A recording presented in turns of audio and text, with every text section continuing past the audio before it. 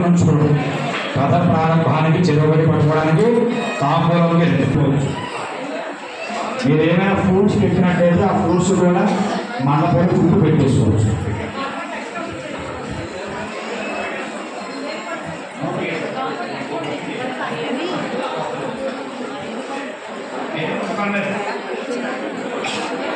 ఐదు కాదండి, 5 కథకు వదిలేసేయండి. ఏదైనా ఎక్స్ట్రా అది కాకుండా ఉన్నట్లయితేనే కొట్టమని చెప్పారు. ఓదన ఒక ప్రసాదం మీకు అందరికి ఇచ్చారండి, ఎదురుగుండా పెట్టుకోండి. ఏదైనా ఫలము ఇచ్చినట్లయితే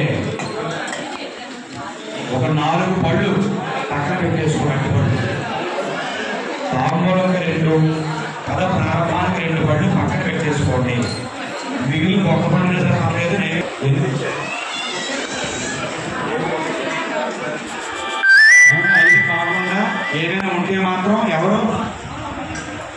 ఎవరితో కమిటీ చెప్పండి, కొట్టేసి చేస్తారు.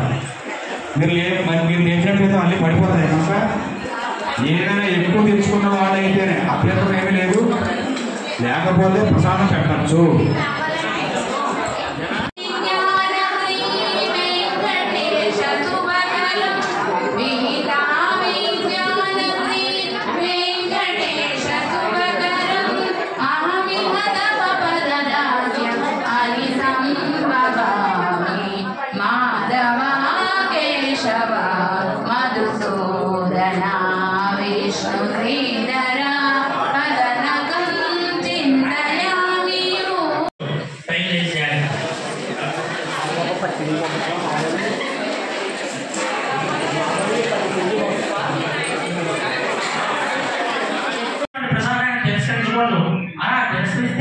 ఇటువంటి దుష్పరిణామాలే వస్తాయి చూడండి చెప్పగా మహారాజు నిర్లక్ష్యంగా వదిలేసి బయలుదేరాట.